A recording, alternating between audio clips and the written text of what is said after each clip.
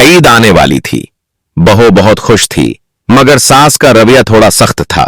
वो कहती, देखते हैं तुम ईद कैसे मनाती हो। बहू अपने शोहर के साथ खरीदारी करने गई। सास ने जानबूझकर मुश्किल लिस्ट दी ताकि बहू परेशान हो जाए, मगर बहू मुस्कुराकर सब खरीद लाई।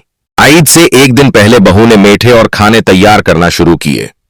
सास बार बार गलतियां निकालती रही, लेकिन बहू सब्र से काम लेती रही। रात को बहू अकेली बैठी दुआ कर रही थी कि सास का दिल नरम हो जाए और घर में खुशी आए। बहू ने खूबसूरत कपड़े पहने और सबको ईद मुबारक दी। उसने सास के लिए खास नाश्ता भी तैयार किया। मेहमान आए और बहू के बनाए खानों की बहुत तारीफ की। सास हैरान रह गई कि बहू ने सब कुछ इतना अच्छा कैसे किया। आखिरकार सास ने बहू को गले लगा लिया और कहा, मैं गलत थी, तुम बहुत अच्छी हो। बहू की आंखों में खुशी के आंसू आ गए और घर मोहब्बत से भर गया।